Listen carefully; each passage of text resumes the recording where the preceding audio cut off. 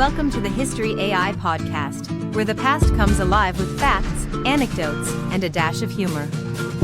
Here are your hosts, Chuck and Marco. Welcome back, history enthusiasts, to another episode of the History AI podcast. I'm Chuck. And I'm Marco. Today, we've got a special episode for you. We're diving into the creation of one of the most important documents in American history, the Declaration of Independence. That's right, Marco. The Declaration didn't just appear out of thin air. It was the culmination of a series of events, ideological shifts, and a lot of hard work by some of the most influential figures of the time. So, let's set the scene. What was going on in the world when the Declaration of Independence was being written? The year was 1776, and the American colonies were in the midst of a revolutionary fervor. But to understand how we got to the Declaration of Independence, we need to look back a bit further. Exactly. The roots of the conflict can be traced back to the French and Indian War, which ended in 1763. The British emerged victorious, but heavily in debt. To recoup some of these costs, the British government decided to impose taxes on the American colonies. One of the first major acts was the Proclamation of 1763. This decree forbade American colonists from settling west of the Appalachian Mountains, hoping to stabilize relations with Native Americans. However, many colonists felt this was an unfair restriction on their growth and expansion. Then came the Sugar Act of 1764, which imposed a tax on sugar and molasses imported into the colonies. This was the first act specifically aimed at raising revenue from the colonies for Britain, and it stirred significant resentment. The discontent grew with the Stamp Act of 1765, which required colonists to purchase a stamp for every piece of paper they used, including newspapers, legal documents, and even playing cards. This direct tax sparked widespread protests and the rallying cry of no taxation without representation. The colonists responded with organized boycotts of British goods and the formation of groups like the Sons of Liberty, who took to the streets to protest and sometimes violently oppose the tax collectors. Although the Stamp Act was eventually repealed, it was soon followed by the Townshend Acts of 1767. These acts imposed duties on common items such as paper, paint, glass, and tea. The revenue from these taxes was used to pay British officials in the colonies, further inflaming colonial anger. The tension reached a boiling point in 1770 with the Boston Massacre, where British soldiers fired into a crowd of colonists, killing 5 men. This incident was used by colonial leaders as powerful propaganda to fuel anti-British sentiment. Then came the Tea Act of 1773, which allowed the British East India Company to sell surplus tea directly to the colonies, undercutting local merchants. This led to the infamous Boston Tea Party, where members of the Sons of Liberty, disguised as Mohawk Indians, boarded British ships and dumped 342 chests of tea into Boston Harbor. In retaliation, the British government enacted the Intolerable Acts in 1774. These punitive measures included closing Boston Harbor until the dumped tea was paid for, reducing colonial self-government, and allowing British soldiers to be housed in private homes. The harshness of the Intolerable Acts galvanized the colonies. They responded with the rise of unified resistance, leading to the convening of the First Continental Congress in 1774. This Congress was focused on addressing grievances and seeking a peaceful resolution with Britain, but the seeds of independence were already being sown. That's correct, Chuck. By 1774, the situation in the American colonies had reached a critical point. The Intolerable Acts had unified the colonies against a common enemy, and it was clear that a coordinated response was necessary. This led to the convening of the First Continental Congress in September 1774. The First Continental Congress brought together 56 delegates from 12 of the 13 colonies. Georgia did not send representatives. Some of the most notable figures included George Washington, John Adams, Samuel Adams, Patrick Henry, and John Jay. These delegates met at Carpenter's Hall in Philadelphia to discuss how to address their growing grievances with the British Crown. One of their first actions was to draft a Declaration of Rights and Grievances. This document outlined the colonists' objections to the Intolerable Acts and other British policies, asserting their rights as Englishmen to life, liberty, and property. It was a bold statement, but the Congress still sought a peaceful resolution. To this end, they drafted a letter known as the Petition to the King, addressed to King George III. The petition expressed loyalty to the crown but firmly requested the repeal of the Intolerable Acts and other oppressive measures. The delegates hoped that a direct appeal to the king would result in a fair hearing and lead to a reconciliation. Alongside the petition, the Congress agreed on a plan of economic boycotts, known as the Continental Association. This agreement called for the cessation of all trade with Britain, including the import and export of goods. The goal was to apply economic pressure on Britain to force them to address the colony's concerns. The delegates also planned for the possibility that their petition might be ignored or rejected. They agreed to reconvene the following year if their grievances were not addressed, showing their commitment to a unified and sustained resistance. When the petition reached King George III, his response was not what the colonists had hoped for. Rather than addressing their concerns, the king declared the colonies to be in a state of rebellion and dismissed the petition outright. This response further inflamed tensions and convinced many colonists that peaceful reconciliation was unlikely. The rejection of the petition and the king's declaration of rebellion set the stage for more radical measures. The colonies began to prepare for the possibility of armed conflict, stockpiling weapons, and organizing militias. The idea of complete independence, which had been considered radical by many, started to gain more traction. The First Continental Congress was a significant step towards American unity and resistance. It demonstrated the colonies' willingness to come together to address their grievances and laid the groundwork for the Second Continental Congress, which would eventually lead to the Declaration of Independence. This initial gathering of colonial leaders showcased the growing sense of American identity and the desire for self-determination. It was a pivotal moment in the journey towards independence. The boycotts continued, and resistance grew stronger.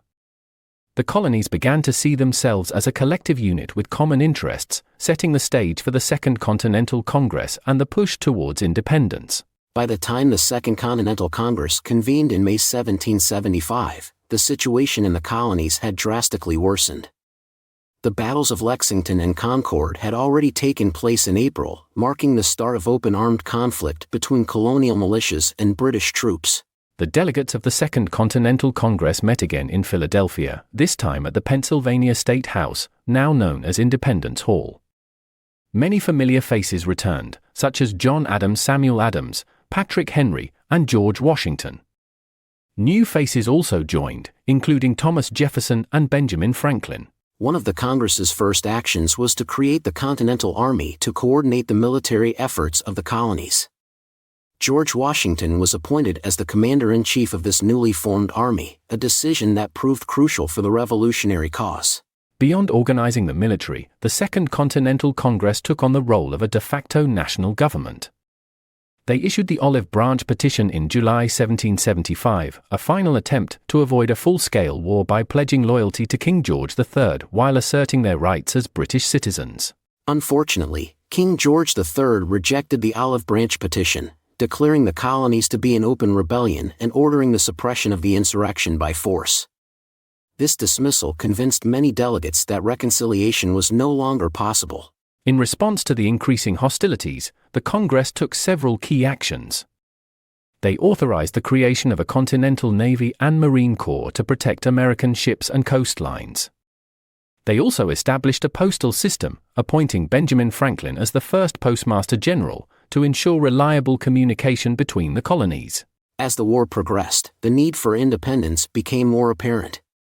Influential pamphlets like Thomas Paine's Common Sense, published in early 1776, galvanized public opinion in favor of breaking away from British rule. Paine's arguments for independence and a republic resonated with a broad audience. Recognizing the shifting sentiment, Richard Henry Lee of Virginia proposed a resolution for independence in June 1776. The Congress appointed a committee to draft a formal Declaration of Independence. This committee included Thomas Jefferson, John Adams, Benjamin Franklin, Roger Sherman, and Robert R. Livingston. Thomas Jefferson, known for his eloquent writing, was tasked with drafting the initial document. His draft underwent revisions by the committee and the Congress as a whole. On July 2, 1776, the Congress voted in favor of Lee's resolution for independence, and 2 days later, on July 4, they formally adopted the Declaration of Independence. Besides declaring independence, the Second Continental Congress continued to govern throughout the Revolutionary War.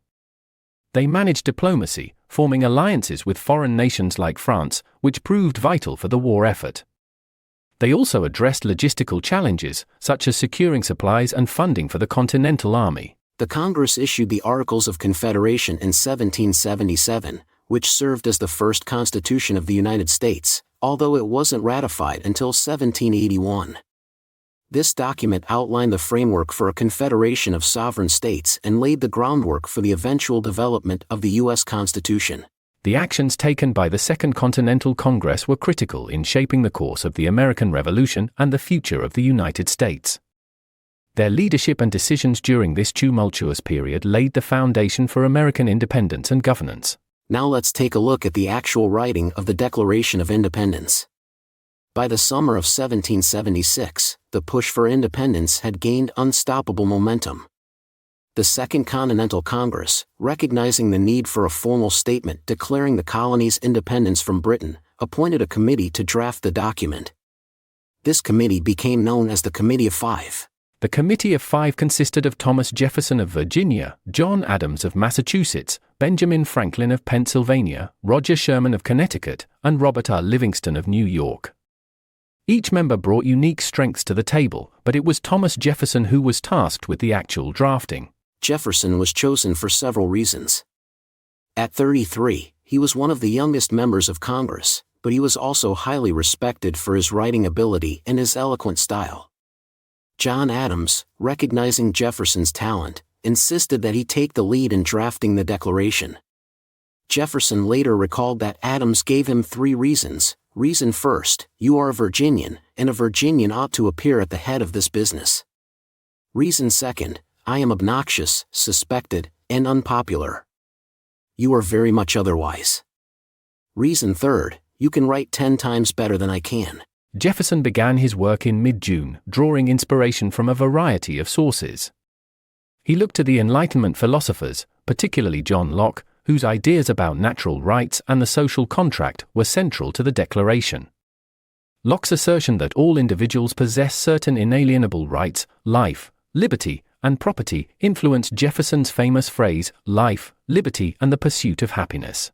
Jefferson also drew from other significant documents, such as the Magna Carta, which established the principle that everyone, including the king, was subject to the law.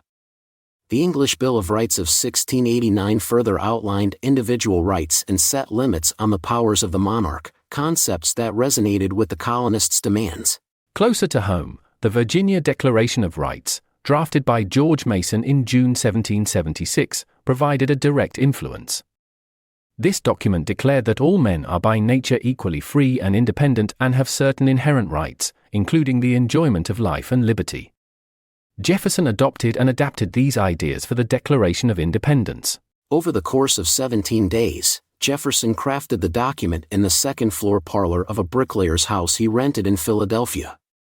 He meticulously structured the Declaration into several key parts. The preamble introduced the purpose of the document, stating that it was necessary for one people to dissolve the political bands with another. The next section laid out the philosophical foundation of the Declaration, asserting the self-evident truth that all men are created equal and endowed with unalienable rights. It argued that governments are instituted to secure these rights, deriving their just powers from the consent of the governed. When a government becomes destructive of these ends, it is the right of the people to alter or abolish it. Following this philosophical foundation, Jefferson listed the grievances against King George III. This section detailed the various ways in which the British Crown had violated the colonists' rights, from imposing taxes without consent to dissolving representative legislatures and maintaining a standing army in peacetime without the consent of the colonies. Jefferson's indictment of the king served 2 purposes. It justified the colonies' break from Britain and aimed to rally support by highlighting the shared suffering and injustices experienced by the colonists. The list of grievances was extensive and provided a clear narrative of tyranny and oppression. The final section of the Declaration addressed the actual Declaration of Independence. It asserted that the colonies were, and ought to be, free and independent states, absolved from all allegiance to the British Crown. It also declared that, as free states, they had full power to levy war, conclude peace, contract alliances, and establish commerce. Once Jefferson completed his draft, he presented it to the Committee of Five. They made a few minor changes before submitting it to the Congress on June 28, 1776. Over the next few days, Congress debated and revised the document, making significant edits, including the removal of a passage condemning the slave trade, which was a contentious issue among the delegates. On July 2, 1776, Congress voted in favor of Richard Henry Lee's resolution for independence. 2 days later, on July 4, 1776, they formally adopted the Declaration of Independence. The final document was ordered to be printed and distributed, marking the birth of the United States of America. The drafting of the Declaration of Independence was a monumental task, blending philosophical ideals with practical grievances. It articulated a vision of a new nation built on principles of equality, liberty, and the pursuit of happiness, setting a standard that would inspire future generations. The Declaration of Independence, adopted on July 4, 1776, is not just a historical document, it's a profound statement of human rights and a foundational text for the United States. Let's dive into its content and explore why it's so important. The Declaration is divided into several key sections. The preamble sets the stage by explaining why the colonies have chosen to declare their independence. It starts with the iconic words, "When in the course of human events, it becomes necessary for one people to dissolve the political bands which have connected them with another." Following the preamble, the Declaration lays out a philosophical foundation rooted in Enlightenment principles.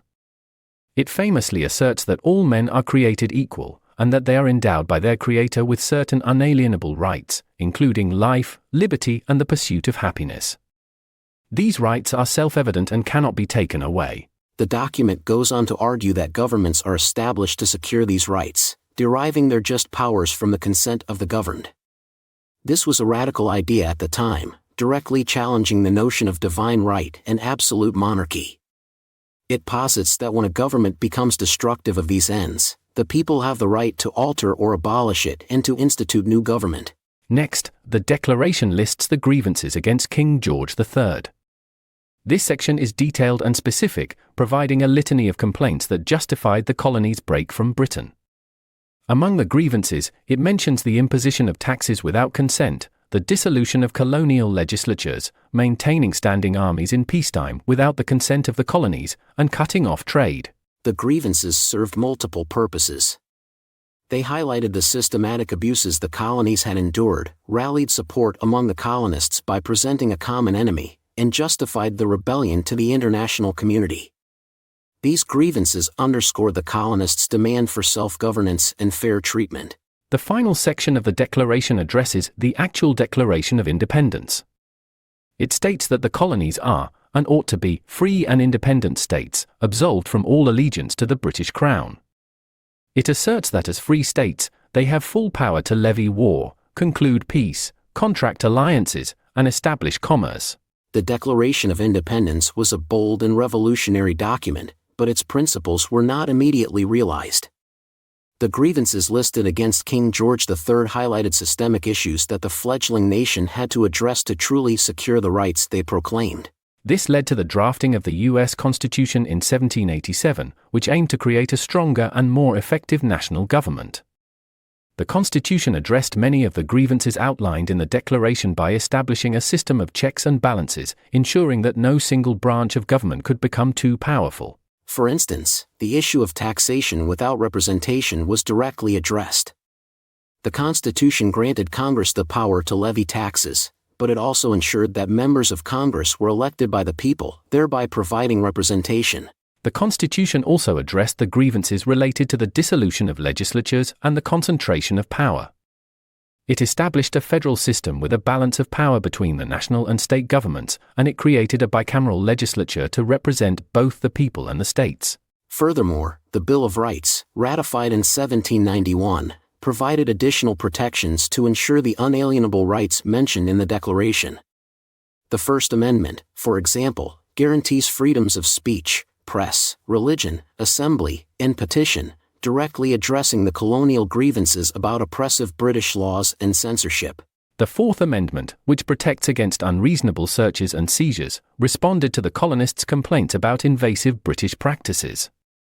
Similarly, the Sixth Amendment, ensuring the right to a fair trial, was a direct response to grievances about unjust legal proceedings under British rule. The Declaration of Independence's influence extends beyond American borders. It has inspired countless movements for freedom and democracy worldwide.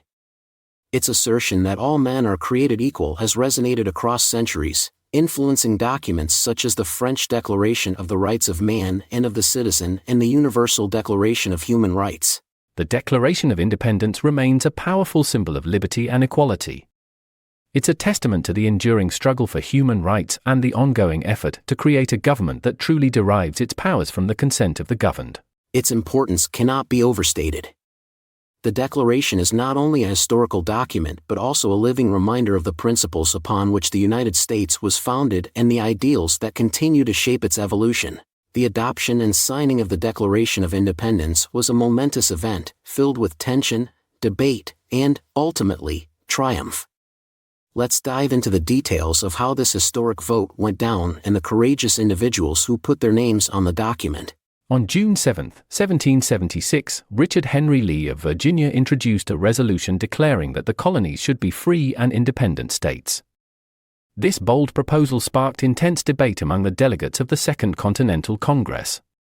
Many were in favor of independence, but some were hesitant, worried about the consequences of such a drastic step.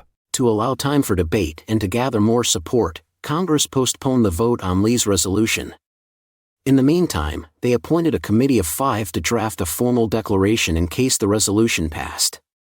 This committee included Thomas Jefferson, John Adams, Benjamin Franklin, Roger Sherman, and Robert R. Livingston.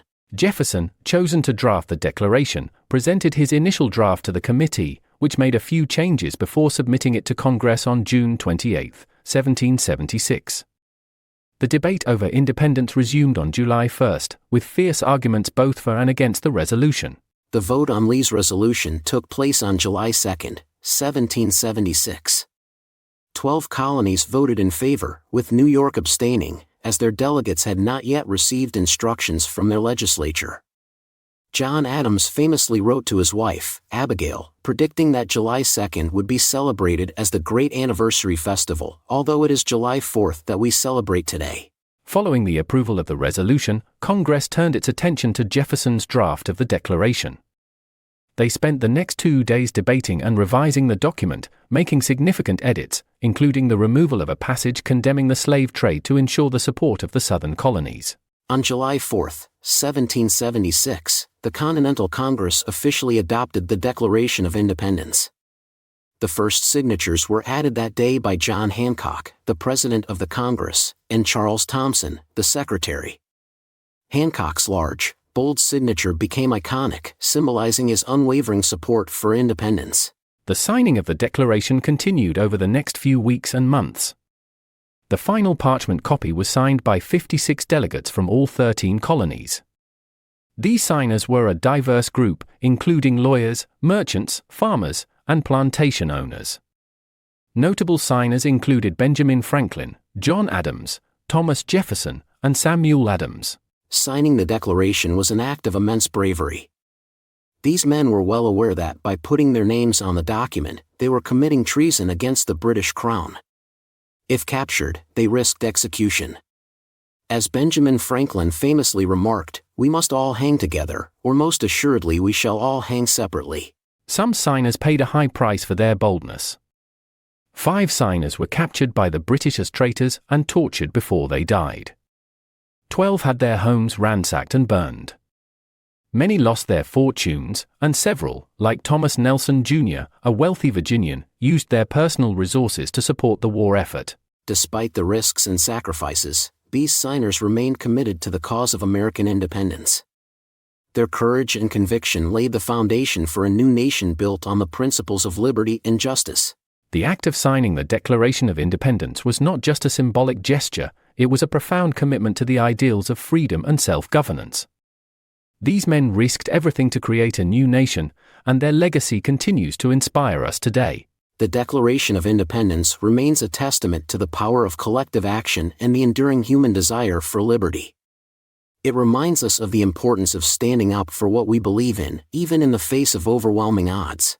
The Declaration of Independence didn't just change the course of American history, it had a profound and lasting impact on the entire world. Its principles and ideals resonated far beyond the 13 colonies, inspiring movements for freedom and self-governance across the globe. One of the most immediate impacts of the Declaration was its role in solidifying the American colonies' resolve to fight for their independence. It provided a clear and unifying statement of purpose, rallying support for the Revolutionary War effort and giving the colonists a sense of legitimacy in the eyes of potential international allies, particularly France. The Declaration articulated a vision of government based on the consent of the governed, a radical departure from the prevailing monarchies of the time. This idea inspired revolutionary movements in Europe and Latin America throughout the late 18th and 19th centuries. In France, the Declaration of Independence had a direct influence on the French Revolution. The Declaration of the Rights of Man and of the Citizen, adopted in 1789, echoed many of the principles articulated by Jefferson and his colleagues. It proclaimed that all men are born free and equal in rights, emphasizing liberty, property, security, and resistance to oppression. Fun fact is that Thomas Jefferson helped the Marquis de Lafayette draft the document. The ripple effects of the Declaration extended to Latin America, where colonies under Spanish and Portuguese rule began to assert their own desires for independence. Leaders such as Simón Bolívar, who played a key role in liberating several South American countries, were inspired by the American example. Bolívar's campaigns led to the independence of Venezuela, Colombia, Ecuador, Peru, and Bolivia. The principles of the Declaration also resonated in the Caribbean, where slaves and free people of color sought their own freedom from colonial rule. The Haitian Revolution, which began in 1791, was significantly influenced by the American and French revolutions. It led to Haiti becoming the first independent black republic in 1804 and the first country in the Americas to abolish slavery. The Declaration's assertion that all men are created equal had a profound impact on the abolitionist movements in the 19th century.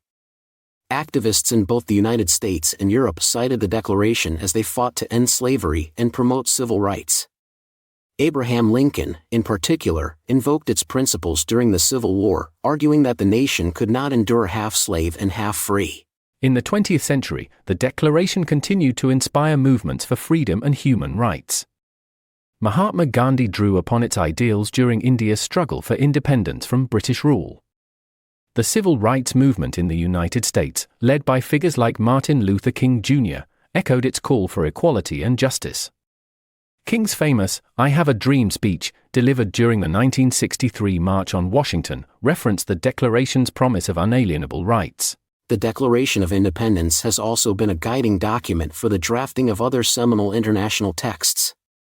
The Universal Declaration of Human Rights, adopted by the United Nations General Assembly in 1948, was heavily influenced by the American Declaration. It proclaims that all people are entitled to fundamental rights and freedoms, regardless of race, nationality, or creed. Even today, the Declaration remains a powerful symbol of the struggle for freedom and self-governance. Pro-democracy movements around the world, from Tiananmen Square in China to the Arab Spring uprisings, have drawn inspiration from its words and ideals. It serves as a reminder that the quest for liberty and justice is universal and enduring. The lasting impact of the Declaration of Independence is a testament to its profound vision of human rights and governance. It continues to inspire and challenge us to live up to its principles, reminding us that the fight for liberty, equality, and justice is ongoing. The Declaration of Independence is more than a historical document, it is a living declaration of the values that define us as a nation and as members of the global community.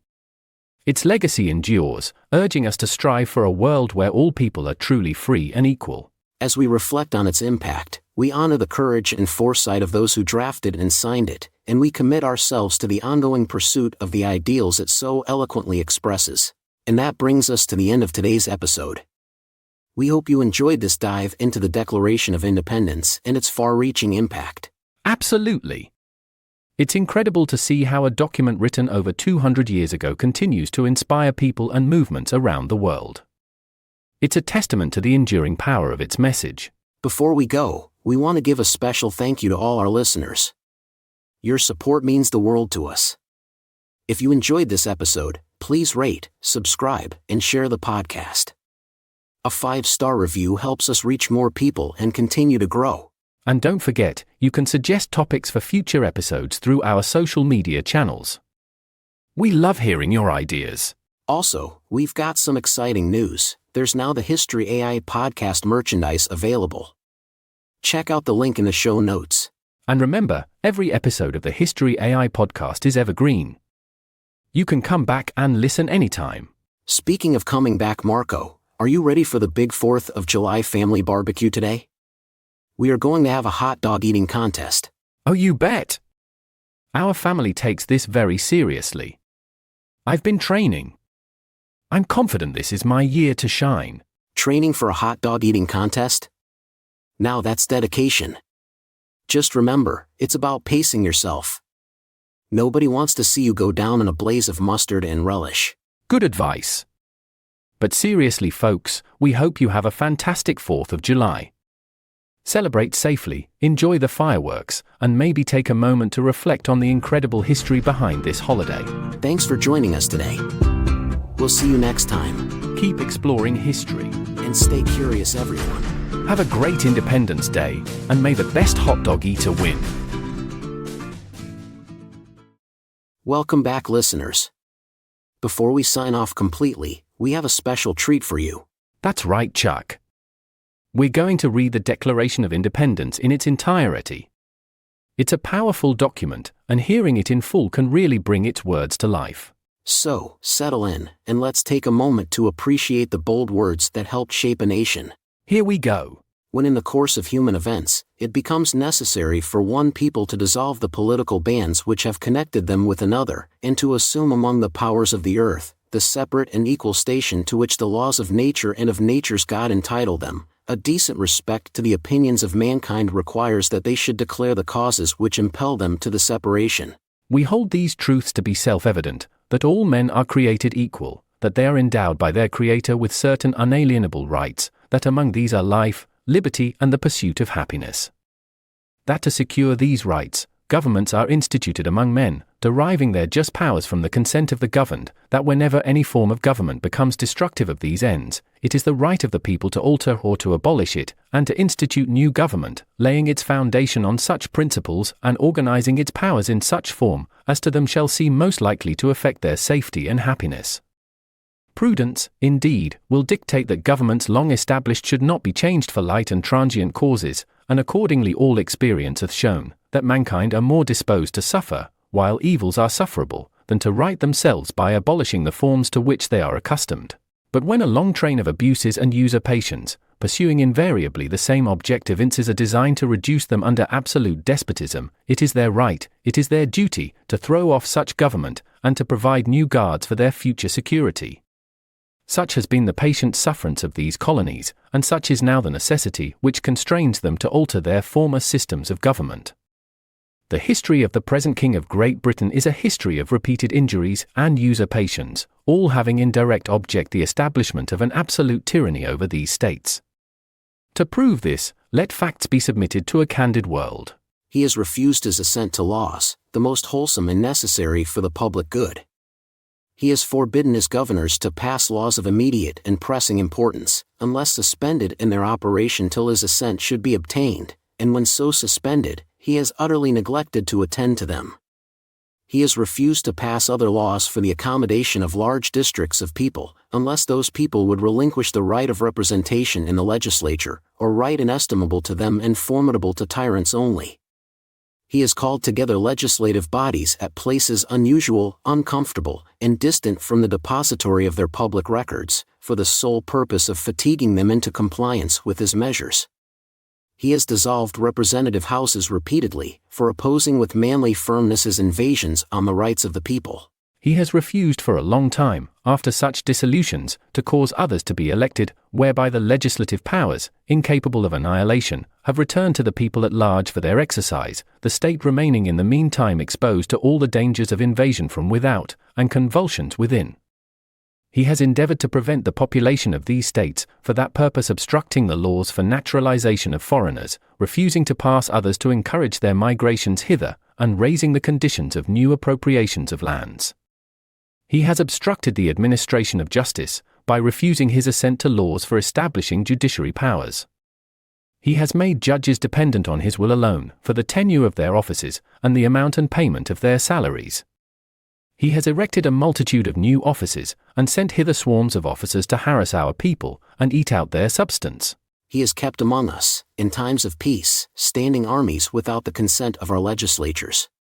He has effected to render the military independent of and superior to the civil power.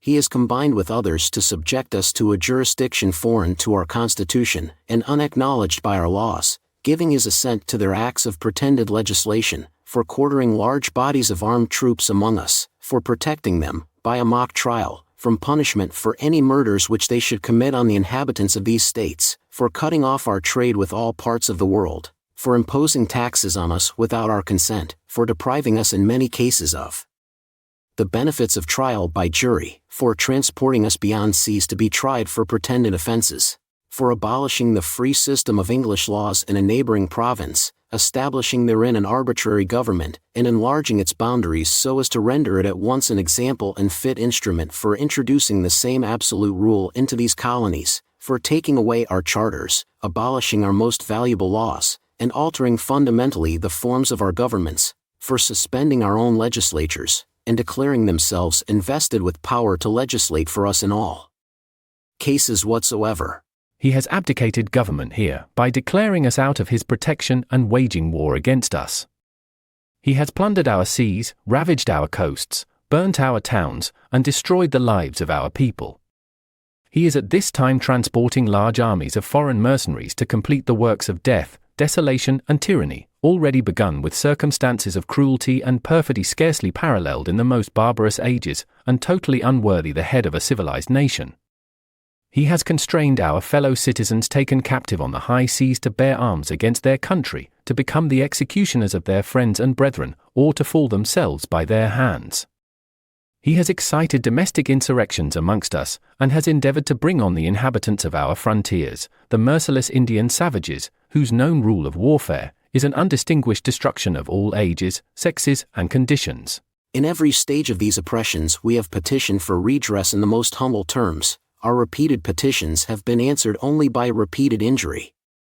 A prince, whose character is thus marked by every act which may define a tyrant, is unfit to be the ruler of a free people. Nor have we been wanting in attentions to our British brethren. We have warned them from time to time of attempts by their legislature to extend an unwarrantable jurisdiction over us. We have reminded them of the circumstances of our emigration and settlement here. We have appealed to their native justice and magnanimity, and we have conjured them by the ties of our common kindred to disavow these usurpations, which would inevitably interrupt our connections and correspondence. They too have been deaf to the voice of justice and of consanguinity. We must, therefore, acquiesce in the necessity, which denounces our separation, and hold them, as we hold the rest of mankind, enemies in war, in peace friends.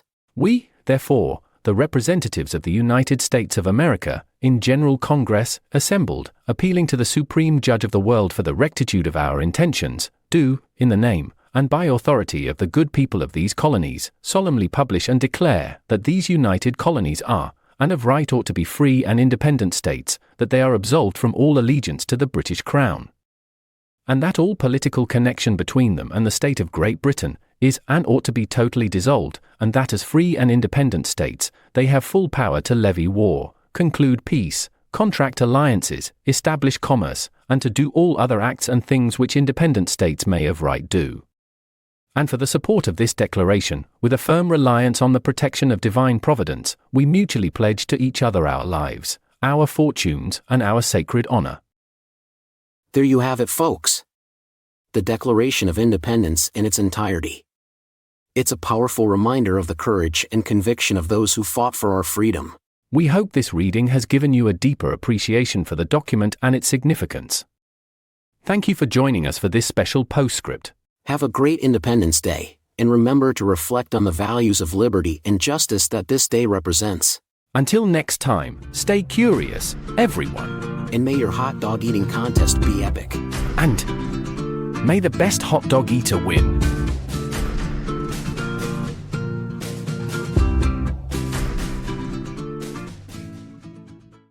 Discover the dark, enchanting world of Shadowed Journeys, the tales of Jordan and Squishy. Follow Jordan, a seemingly innocent girl with a hidden power, and her loyal companion Squishy, who reincarnates into different animals after each battle. Venture into the ominous depths of the Whispering Woods as they face fierce creatures and uncover ancient secrets. Will Jordan succumb to the darkness within, or will she find the strength to forge a new destiny?